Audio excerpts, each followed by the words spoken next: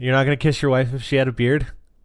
I mean, my wife kisses me, and I have a beard, so that would seem kind of hypocritical, don't you think? That's what I'm saying. Yeah, yeah. So I gotta put my mouth where my wife's mouth is.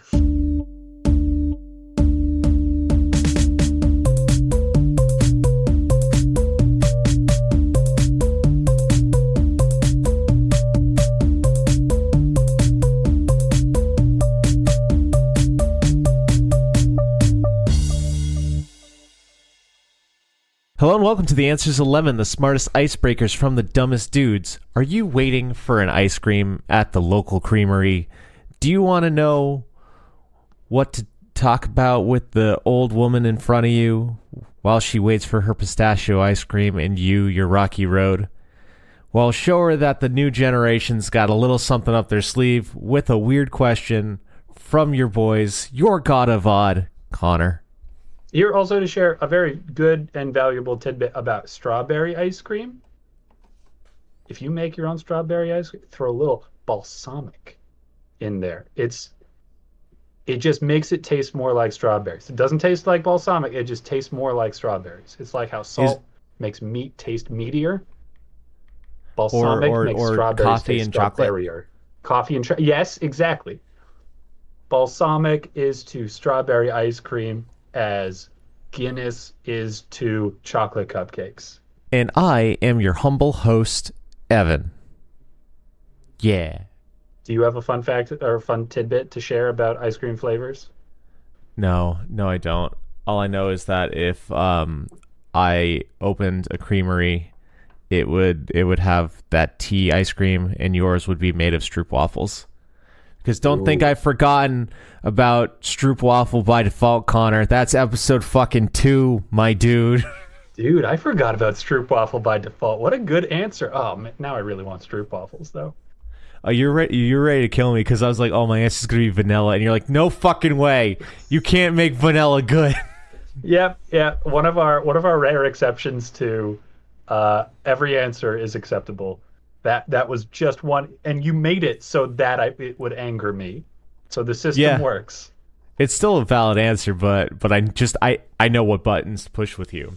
But the other Yeah. thing that I know how to do is reach out to the people on our social media who answer our lovely questions every Weird Question Wednesday.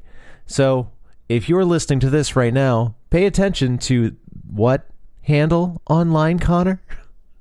The answer is a lemon. The answer's 11 on social media, where we ask you some strange icebreakers because we want to hear what you have to say. That was a And close then we one. pick our favorites. I got distracted making sure I had my answer all queued up, my internet foraged answer from our questions, and I felt my soul leaving my body because I've only been like on top of that for what 2 weeks now is all the streak I have. Dude, I don't pay attention to you. I just say words. Okay, well that was just my personal panic. Anyway, my answer that I dipped into the vault went 2 months ago to on Reddit. We asked, "You're getting inducted into the Human Being Hall of Fame. What for?" And I am going to broadcast Boca Senior's WSM's answer of ultra efficient dishwasher filling. Damn. I don't know why, but for like I was misinterpreting that, and I was thinking like they're really good at squeezing the detergent in that little rectangle on the door. Oh, But I then don't. I'm like, no, I bet they mean like actually like filling it past max capacity and still getting everything spotless. Yeah, yeah, because it's not just fitting everything in the dishwasher, it's fitting it all in a way that everything gets cleaned. And the three-dimensional processing and understanding of dishwashing that you need to do, that's totally an obscure Olympic sport. Yeah, it's right up there with grocery bagging, which might have been one of my answers at one point in time. Oh. And the what answer are you gonna bring to the table? Hang on, I'm now imagining the mundane Olympics. Bagging groceries, doing dishes, wrangling children into the back of a sports utility vehicle, pretending to care about your in-laws' story the third time you've heard it that night. Yeah, yeah, I feel like that is a huge part of what the Human Being Hall of Fame is all about. Just the sheer mastery of the human condition. So when I was online, I asked a question of, what's your least favorite office jargon? Because I have many. And the answer that I have chosen is not to the letter of the law, but of the spirit of the law. More And that important. Zodian Knight on all platforms. They are a wonderful artist that I got to meet in a previous life at a convention that I've talked about in the past. Go listen to old episodes. We're very fun. But his answer was, dude, I'm not even at work right now and I want to go home. Just the concept of any work jargon is just like, fuck all that. Just even a whisper, just a shade of office jargon is enough to send somebody running for the hills.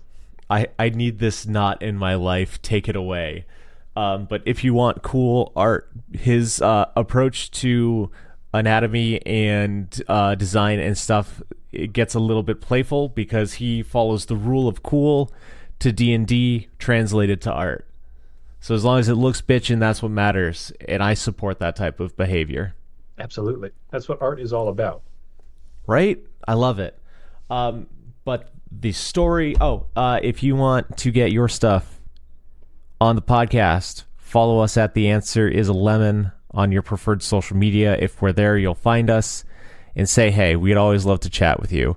But before we get into podcast proper, I have a story for you, Connor. Please do. Please share. I would love to, and the trouble is I am putting in a content warning right here, right now for you. If you are wigged out by insects, then skip ahead a little bit, because I'm going to be talking about insects. I'm quite sure you meant to say ear-wigged out by insects. I'm quitting the podcast. I can't keep fucking doing this every 2 weeks, Connor. This is the type of shit that you make me have to deal with. I come in and I do a professional recording. I act like I like you for 2 hours on end every 2 weeks, and then you do this bullshit, and you think I won't break character. A man can only do so much with the just will that God has given him. Yeah. There's nobody I can't break down with a well-placed, horrible pun. I love puns. That was very fun. Thank you so much. We had a fly infestation in our apartment. And it got a little out of hand, got really uncomfortable. I killed like 8 flies in a day, so that was fun.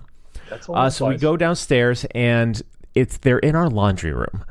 I don't know what it is. It's in the cellar. There's no open windows. Like, the doors are all shut and taped and weather guarded and whatnot. It's like, I don't know where these guys came from.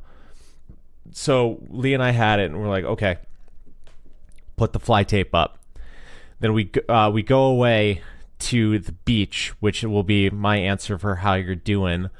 So a little secret spoiler for those who are wigged out by bugs. So we went to the Cape for a couple of days. Then Leah had to come back for work, and I forgot my antidepressants, and I need those for a functional brain. So I came back with her. So we worked from home on Monday, and she's like, "Oh, Ev, we got our clothes a little salty and sandy. It's like, hey, can you run a load of laundry while you're home?" And I said, "Yes, of course." Suggestion. Just easy breezy, casual, and So I go downstairs to do the load of laundry, and the fly tape is black with somewhere between 70 and 120 flies. Oh, heebie-jeebies. I'm like, okay, I'm glad that the fly tape is doing its job, because I'm not bothered by bugs like hornets, wasps. Those can get right out, but otherwise we're pretty cool. I'm good at squishing. I'm good at doing the cup coaster deal to ferry outside if it's a spider. Mm-hmm. Gotta watch out for your spider friends. I go and I load the first load of laundry, and I don't know if they sensed my presence or if the wind of my walking moved the fly tape, but it was in that moment that I realized that flies take time to die when they are affixed to sticky goo. because the entire strip thrummed in unison Oh, heebie-jeebies. right next to me. Yikes. Connor, I had a physical experience that I have never had before and hope never to again. My dick shriveled in fear. Oh, the involuntary response of your body. Save the dick. I like, not to get too personal, but has yours? It's not a pleasant experience. Like I understand like the deal with like cold water. Like I feel like every gentleman of that ilk has experienced that, but like has it in fear? Has it done it in fear? I gotta tell you, I don't think so, man. I do not think so. It's pretty rough, dude. Like I almost threw up. It was just one of those like I just went. Yeah. Yeah, And then I had see to why. Then I had to get the shit in the dryer with this fucking like effigy to Beelzebub just hanging in front of my dryer. I'm like, this is great. I love living in apartments. Man, it's I can't even appreciate how good of a drop that was for Beelzebub, because not everybody knows that that's the fly demon, but that is what it is. And gosh, I just hate the idea of that. This whole pillar of squiggling flies.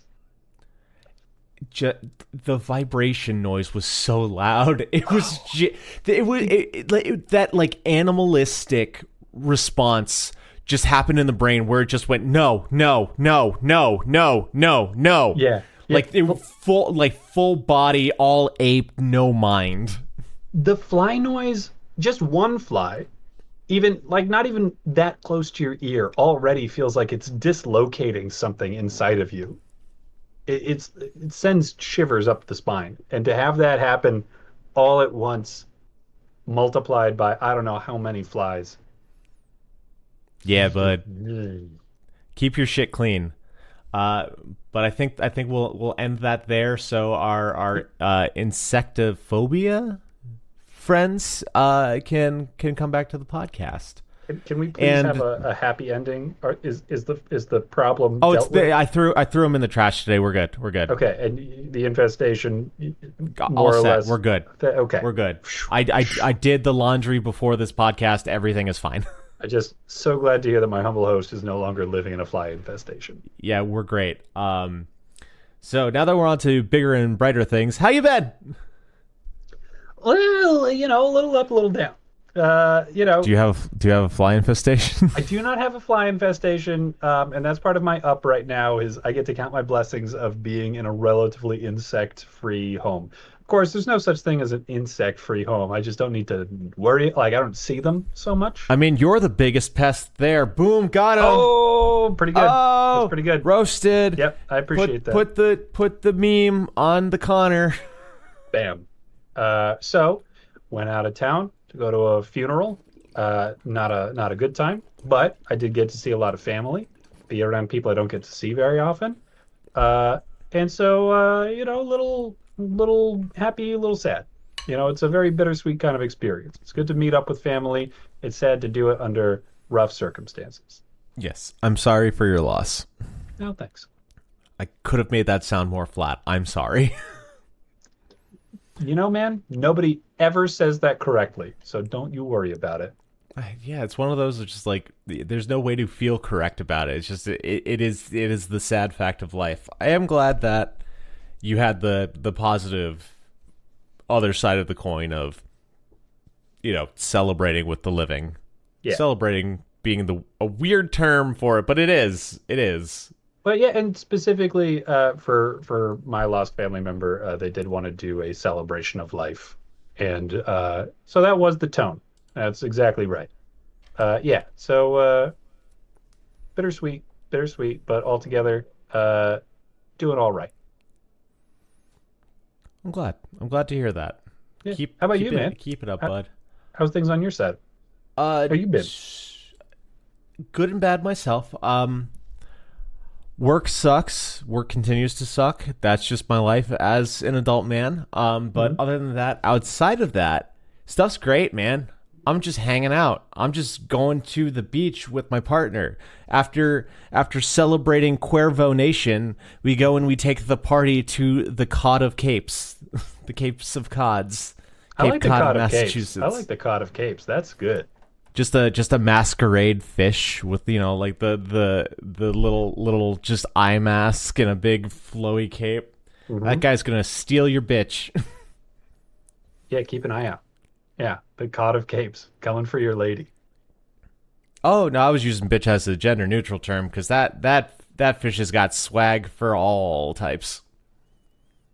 Fair. Tell me you're not turned on by the Cod of Capes. I am. I'm not turned on by the Cod of Capes myself. Oh. But nothing's for everybody. If the Cod of Capes sounds just right for you, all right, you'll be plenty busy, and that's great. It won't come between us. If the Cod of Capes swims through our waters, dude, I'm kicking you off the podcast as soon as I can if I have a talking fish. Oh yeah, dude. I mean, like that's where the problem comes in, right? Is the Cod of Capes going to form a podcast with a potential romantic pursuit, or would the Cod of Capes prefer to keep it strictly professional? Oh, I'm taken though. I don't know. Like I had a like how people have like sexy dreams. Yeah, man. Yeah, I do. Yeah, so I was having one of those, and Dream Evan goes, "Oh, I'm sorry, I have a girlfriend," and then said, "But we can still play Street Fighter though."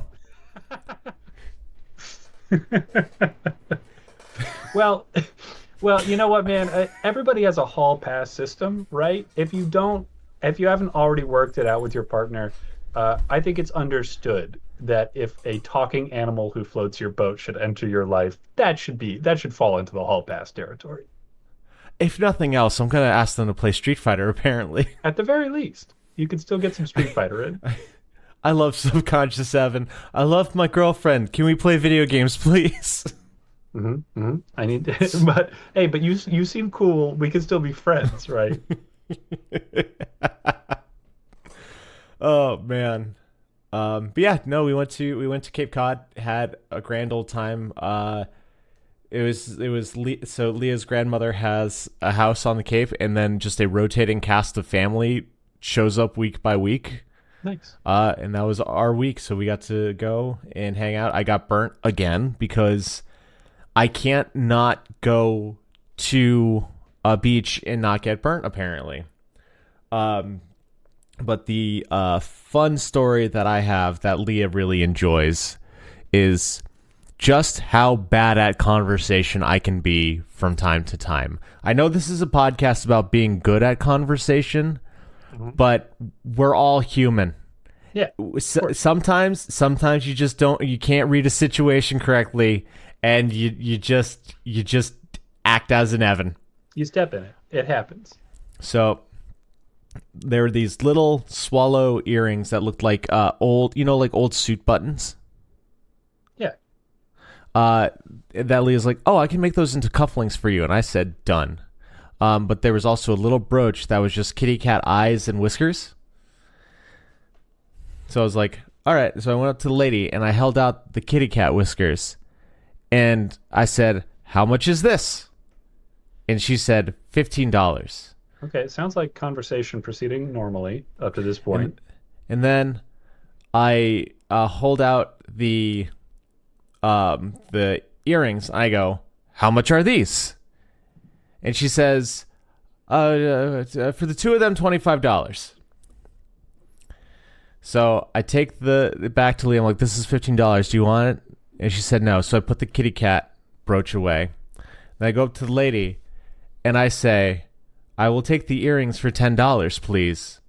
To which she said, "Well, they're 15. They were 25 with the other one." To which I said, "That's not what I asked you."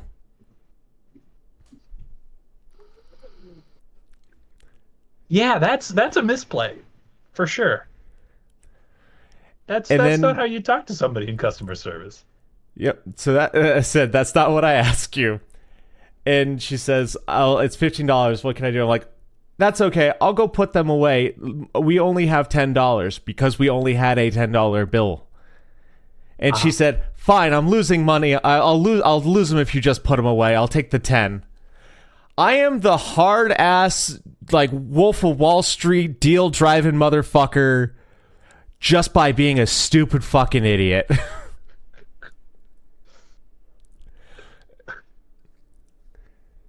And you know what, man? I think in that situation, I think most of the time, if you did actually have $15 and you found yourself in that position, you would say, no, I'll pay full price. That's okay.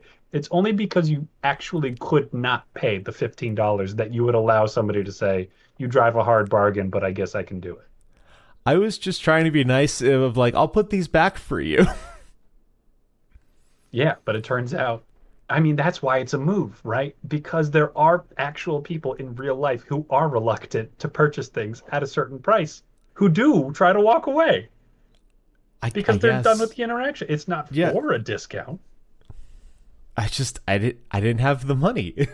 And I'm like, because it was if these are 10, I will have $10 cufflinks. That sounds great to me. Anything more than that feels like a foolish purchase.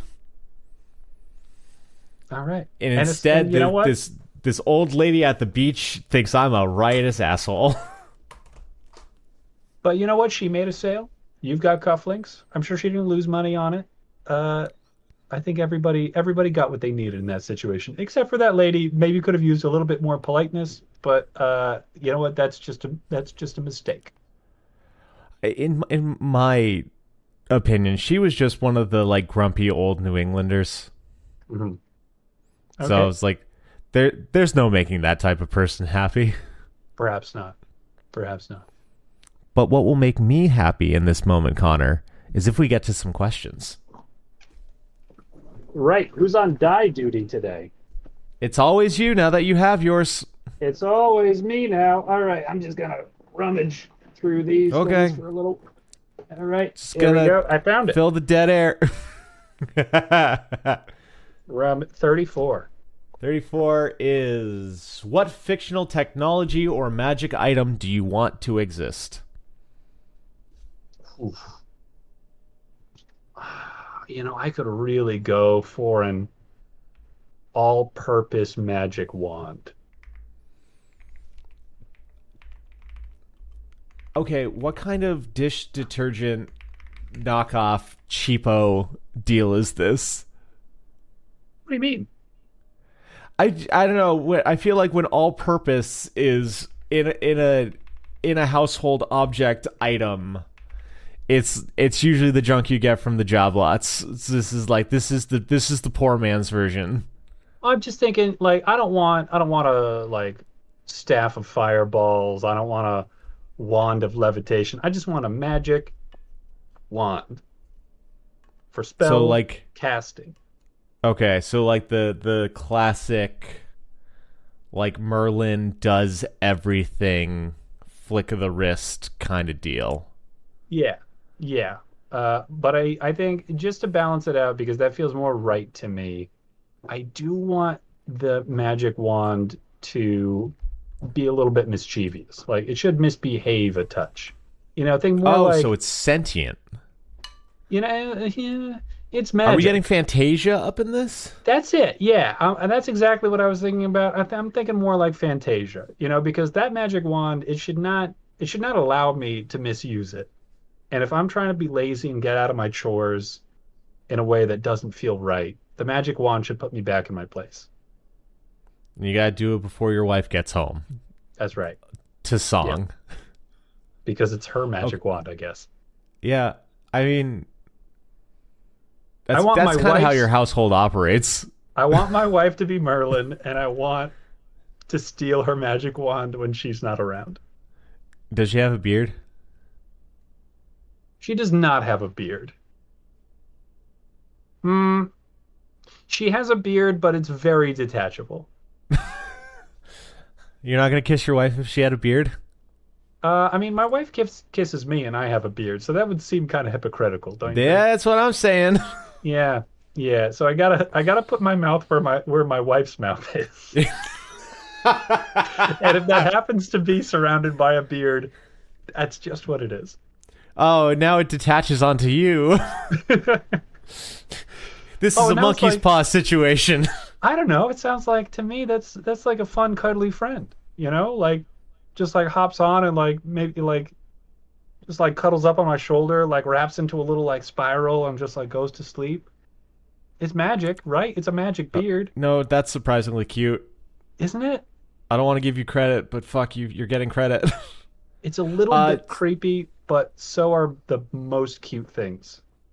that's fair. So, in this existence, are you the only one who owns a wand, or can you go and get one, down at the Walmart?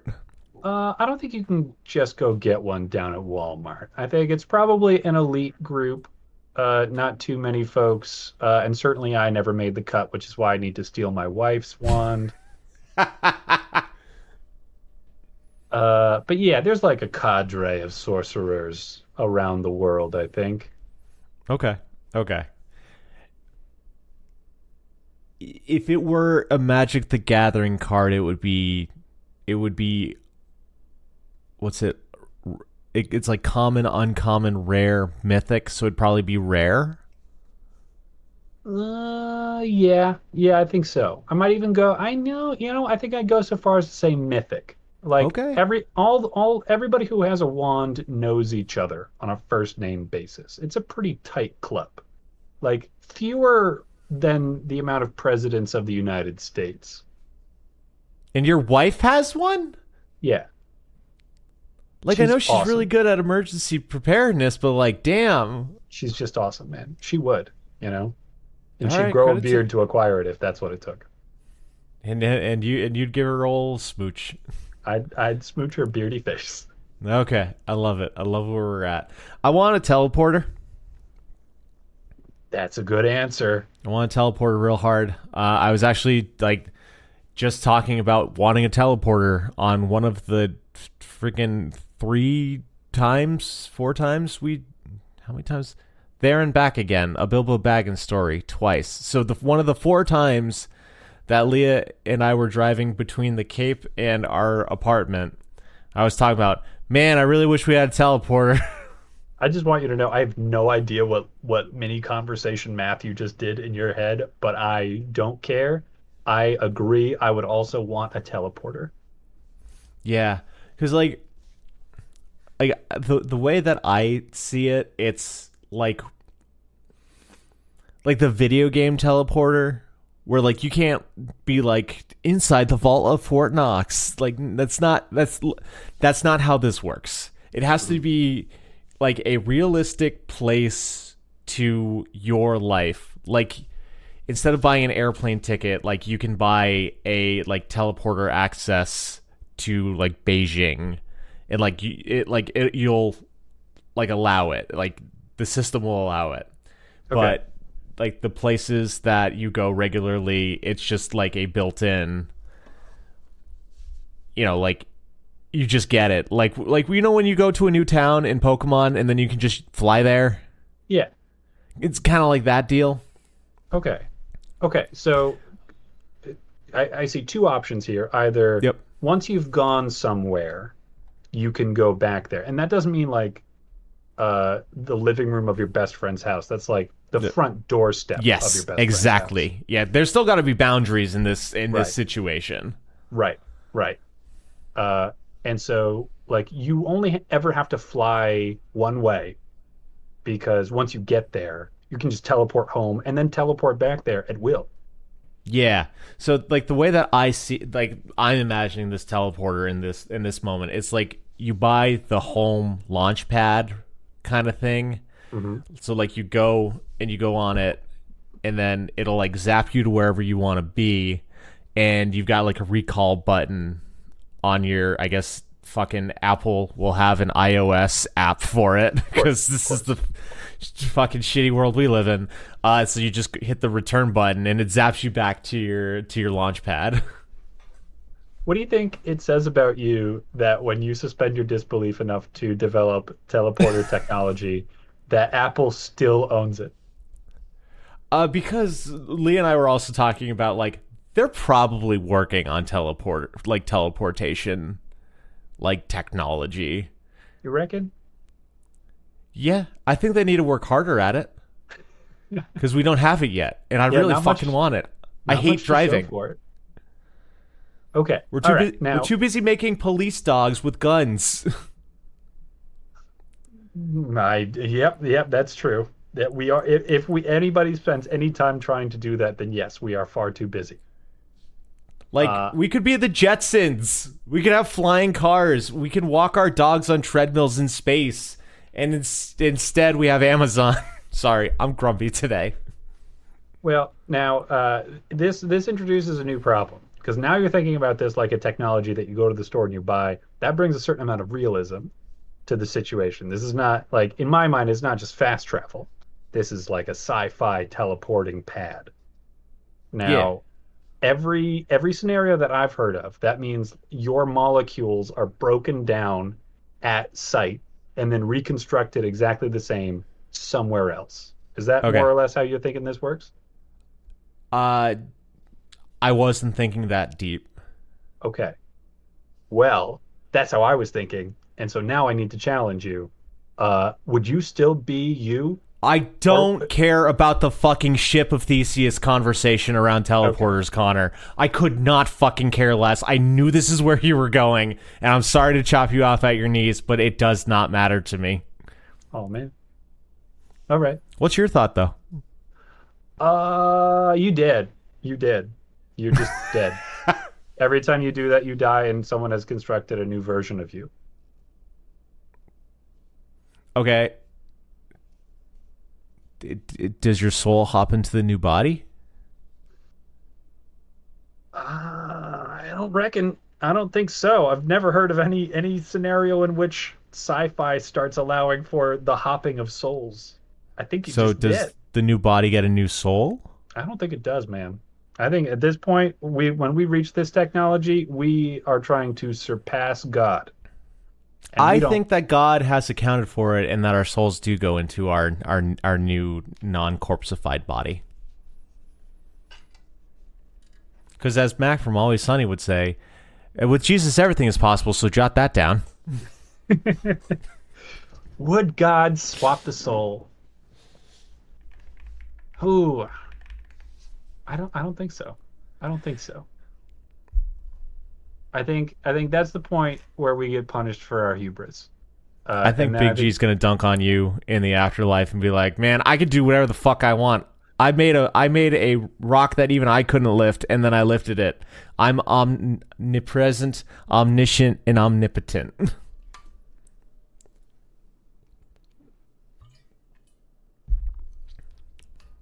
Also, we're already in hell, so it doesn't matter. Oh, I keep forgetting. That's right. That's my conspiracy theory. But yeah, teleporters would be awesome, and if you could teleport us to our next question, I'd really appreciate it. Bazap. Oh shit. 73. Before we leave teleporters, have I told you about my old coworker's stepfather? I don't think so. So, my old supervisor said that his stepfather got as close to teleportation as a human could get. Yes. Okay. Do tell. You're asking me questions with your eyes, and this is an audio medium. I know we can see each other, but the listeners can't. Yep. So he used to be a traveling salesman, like for companies. So he would have to do a lot of air travel. So like he trained himself to sleep on airplanes. So he is at the point in his life that as soon as his ass hits the leather seat of a Southwest flight, he's out. Whoa. Yeah. That is a really useful trick. And then he wakes up right as soon as the thing lands. So yes, the time still passes, but he blinked from Boston and was in Washington, you know? Crazy. Right? Man, what a talent. Talk about the Human Being Hall of Fame. Right? I envy it so hard. But now that we're on to a new question, what song just never gets old? Oh, no. I did not like that little snicker. Yeah, I wanted to say Henry VIII, Oh, it sure as fuck does, my dude. But that's the point. Yeah, that's the point of it, is that it gets old really fast. Like, credit to Herman's Hermits. No. And I think they knew. I think they knew what they were doing to the world when they wrote Henry VIII. But They added too many syllables to the word Henry. yeah, yeah, So, it's great. all right. So while you're thinking of a better answer, Yeah, well, an actual answer. That sound is just rollicking through my brain over and over again. For me, like right now is "Semi Charmed Life" by Third Eye Blind. Because Oh, there is, ooh, you're really threading the needle with that one. yeah, but like it's a great song to put on. If I have you ever been in a car where it comes on organically on the alternative station that you've been listening to? No, maybe. I can simulate what you're describing in my head. Dude, that knob gets twisted to the right and ripped off, and then it's just me and my sister shouting, do, the whole fucking time. I'm packed in, I'm holding, I'm smiling, she living, she go there, she lifts me, says she lifts me ovation, more motivation, she comes round and she goes down to me, and I make her smile like a drug for you. Do ever what you want to do, coming over you. All right. I know that you're just gonna finish the song if I don't interrupt you, so I'm gonna jump in. But you are right. I think you're correct. That was a close call for me because it is a song that I have heard many, many, many, many times. But I think even still, there have been times I've gone without it for a while and I'm more happy to hear it, but I don't think I've ever gotten to the point where I got sick of it. Yeah, there's something about it. The bubbliness to it just makes you want to like bob the whole time. You get to sing along easily with the dudes. The song's fucking miserable when you actually listen to the lyrics. It's great. It does everything right. And then I love the bridge with the little red panties. They pass the test, slides up around the belly, face down on the mattress. One, and you hold me. All right, so I'm going to jump in again. Yeah, because sorry. I really like that song. Don't apologize. It's really good. It's really good. I'm not even that big of a Third Eye Blind fan. But Semi Charmed Life fucking rips. Why do I always just? Why does this part of me just go whenever it's music on our podcast? I just start shouting. That's how the rest of you goes also. That's not a podcast specific phenomenon. I love tunes, man. There's something about them. Yeah, that's your passion. So yeah, don't apologize. You should absolutely keep singing until I stop you. Yep. So I wish you fortune on your radio plays, even though I know you don't do radio. But like, man, there's just something about it coming on out of nowhere. It's that like, you know, when you're watching, you know, back when people used to have TVs and you turned on the TV and a movie you really like just happened to be playing on TBS, and then you end up sitting there on your Saturday and you're like, man, this isn't what I thought I was going to do today, but like now I'm sleepy and going to go eat pizza. And I only missed like the first 5 minutes. Awesome. Right? Yeah. Yeah. There's a little... Yeah, sorry. Yeah, when the universe gives it to you, it's so much different than opting in. Yeah. Serendipity. There's just like a little beauty to it. Mm-hmm. So yeah, but I think that's the song that I would get most excited about when it came on 104.1 Connecticut's alternative station. Back when I was a teenager. Back in the day. All right, what song never gets old for you, my friend? The Mariner's Revenge song by the Decemberists. That's a good answer. That's a good answer. That's such a good answer. You and I used to work out every other day and listen to it at least once while working out. It never got old. Really long, but it's not, it's just slow enough with enough variation in it that you can kind of go in and out of it. And so I think even if you had it on repeat for quite a while, it wouldn't get too tired. And it's very fun to sing along to. and Yeah, not in a way that makes me spontaneously abrupt into song because we're not the exact same person, but it is lots of fun. It's a good time. yeah. There were times in college that my dorm, like one of us would start singing it, and we would go through the whole song as like a fucking troupe. Yeah, that's a good one. Like, Yeah, because there are top other notch. long December songs that don't work as well. Like The Island, very good song.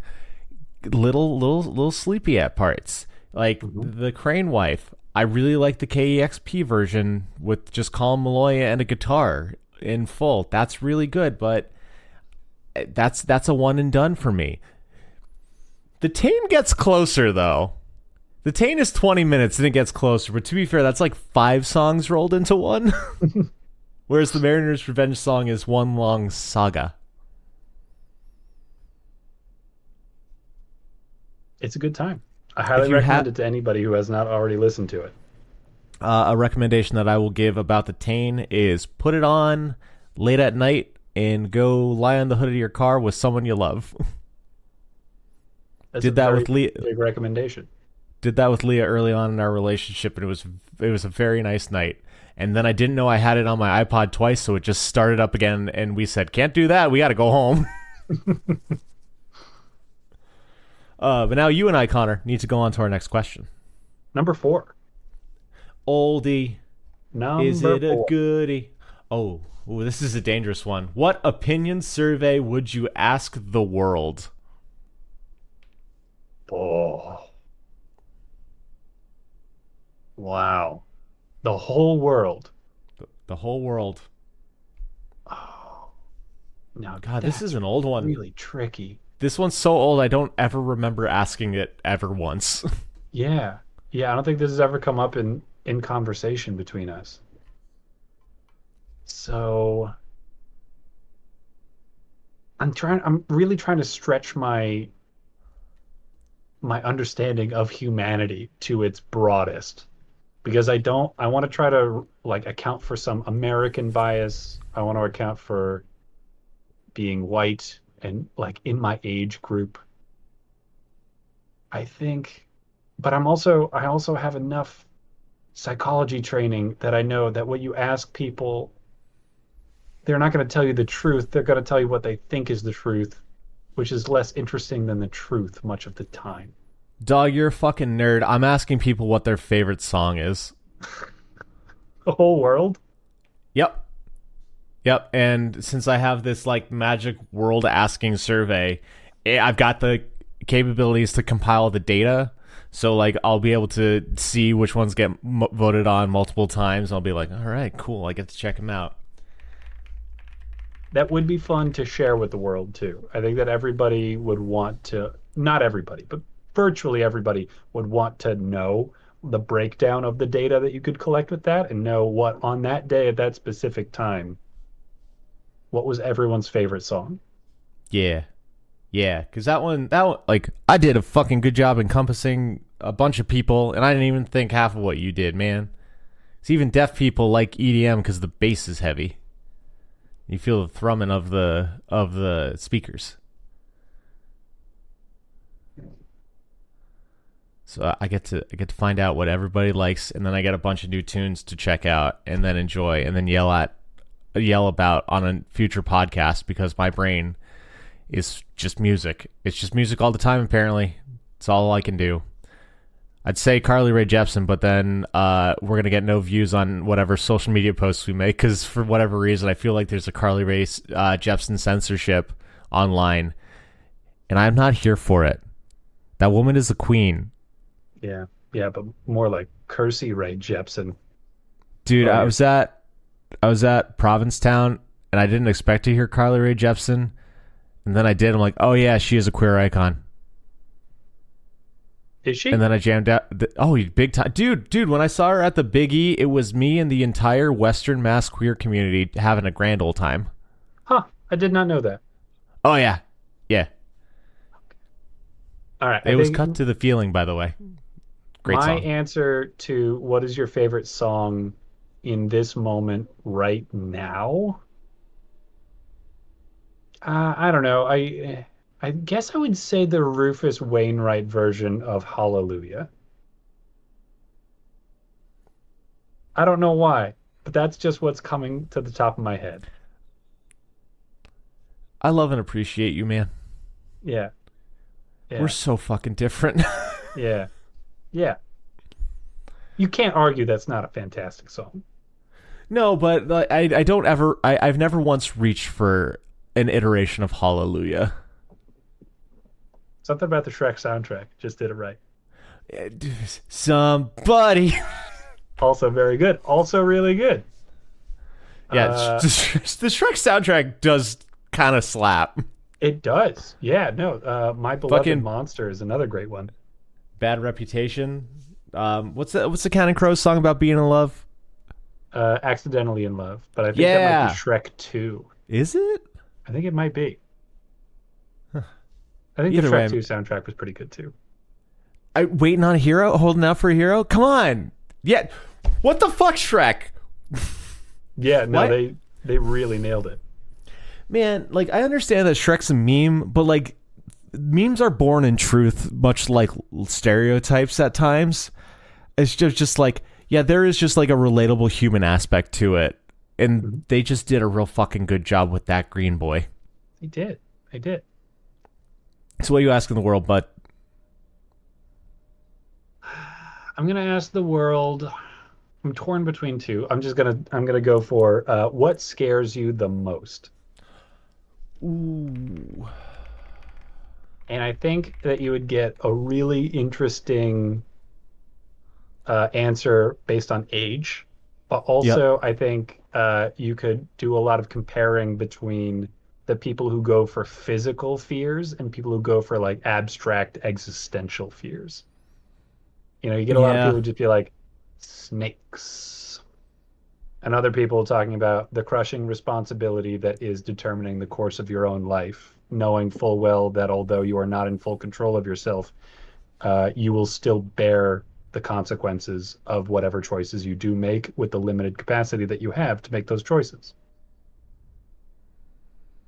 Mine's running out of time to do stuff. It's mostly like dying because I want to do a lot of shit. There you go. Yeah. Existential. Yeah. I mean, you know me. I'm a very existential boy. I have the depression. Hmm. Hmm. Which, fun fact, is on the list of disabilities when you're applying for jobs. Oh, how about that? Yeah. I'm not gonna lie, so I say yes, but I'm also like, please don't discriminate. Like, I still do my job. Yeah. And I'm going to do my job, which is picking another Segueing number. to our last question for the week. Uh, I really liked that. That was really well done. I'm oh, glad thank that you. you took the reins on that one. Thanks. Yeah, I've learned from the best. Number 65. Why am I making bad noises? Everything's great. What's your favorite smell? Wait, have we asked this one in the past? I don't think so. Yes, Wait a we second. have. Oh my Yeah, god. because I said the Indian restaurant across the street. And I said the marigold plug-in smell. Oh shit! Quick. All right. So we gotta get. So this one's getting cut. So that means we move down a row to name a classic pair like salt and pepper. Do they actually like each other, or is it just a working relationship? From Benedict's Red on either X or Twitter. Okay. Okay. So in my mind, I'm gonna go with butter and toast. Okay. Butter and toast, I think, actually like each other. I think they have a very deep, close personal relationship. Okay. I So think I think probably like to me, the relationship between butter and toast implies a sensuality. okay. So like the melting of the butter and the melding of butter and bread, you know? Yeah, it really is like a comforting hug at the end of the day where you fall into each other. Yeah. And I think probably early in the butter and toast relationship, it was very hot and heavy.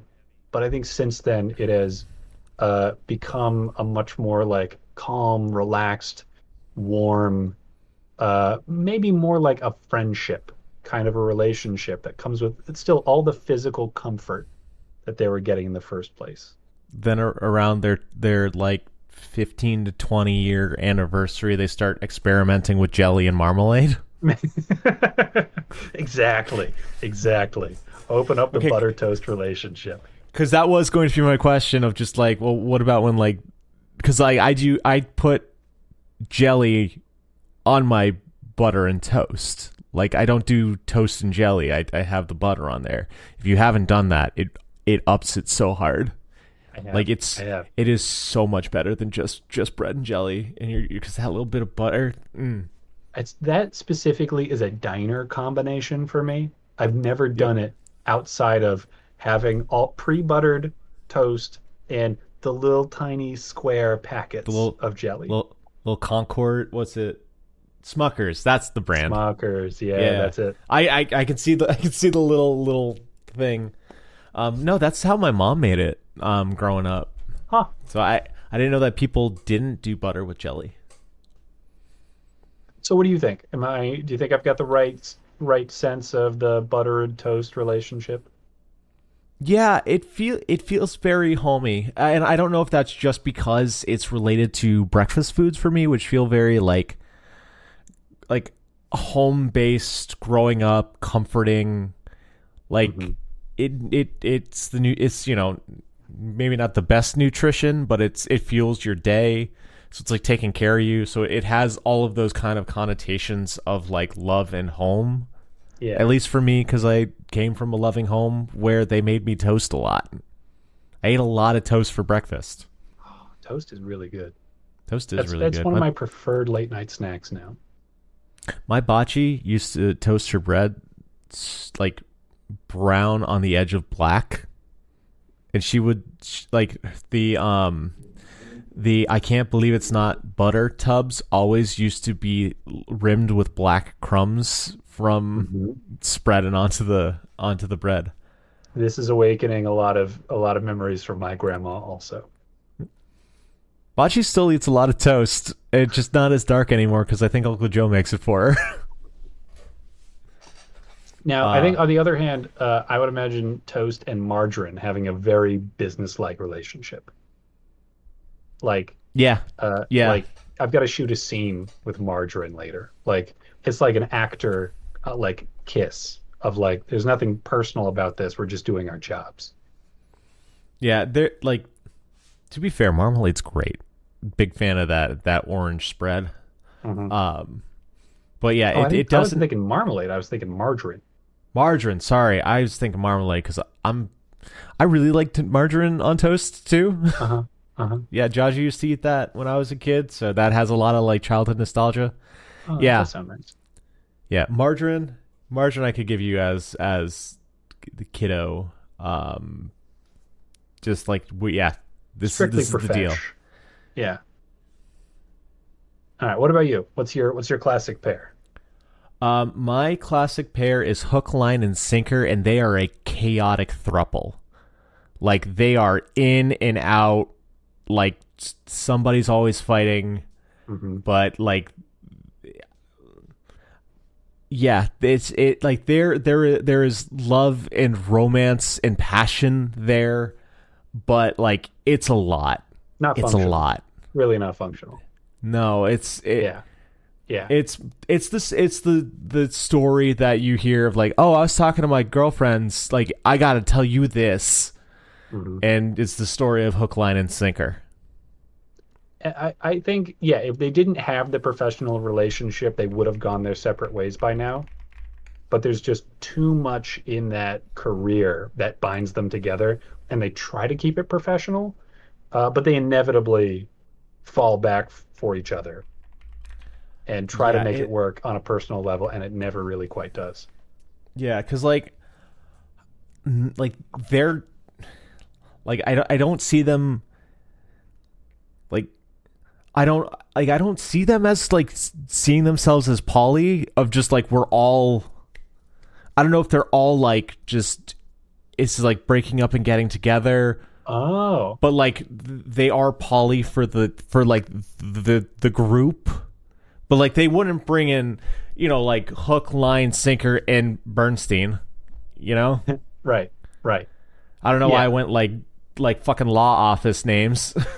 Well, so I think, at different times, I could imagine them splitting off into just the couple and being like, sorry, line.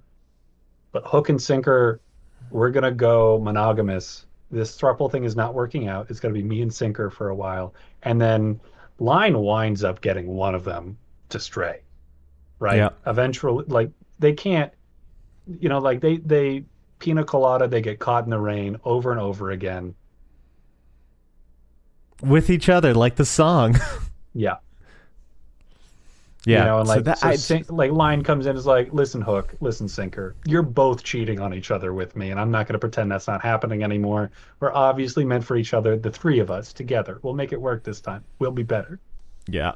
So, like, I see myself having like a nice like I'd go out to dinner with butter and toast. Like, I think we could hang out at a restaurant. Yeah. Like hook, line, and sinker. Like, if I see them at the bar, I'm gonna say hey.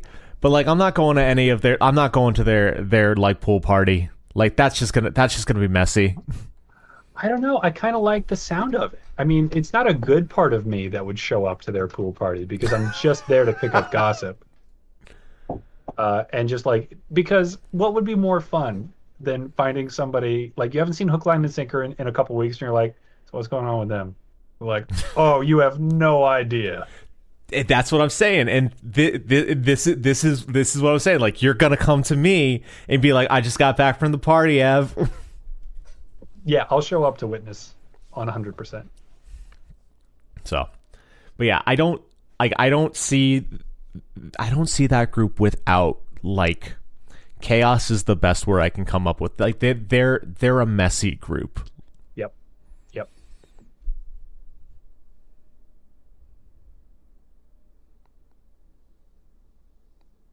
You're really pouring this over. There's got to be a special, like a special guest appearance from Bait from time to time, right?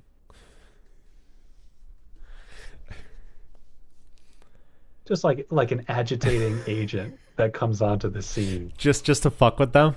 Yeah, like just as soon as hook, line, and sinker have something stable going for a little while, there's Bait.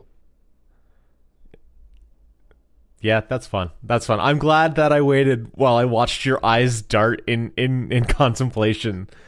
This was a worthy payoff. And this now is the end of the podcast. You didn't need to listen this far, but you did, and we appreciate it. If you want to help us out, please share us around, whether that's by doing 5 stars on your podcast source of choice, or telling your friends about it, or sharing us online. Like, we're still really small, and we really could use your help. If you want to talk to us directly, send us in some questions, send us in your answers, or just ask the God of Odd, what color boxers he's wearing today. You can hit us with an email at lemonanswers@gmail.com, but please do not ask me what color my boxers are. I will not answer that question. Mine are green. That is lemonanswers@gmail.com. They're also boxer briefs because I like the compromise. I don't give a shit. You obviously don't. And I could be lying. You'll never know. That's the beauty of this. That's right. Evan will just... I'm not who you think I am. Entertaining answer. Who knows?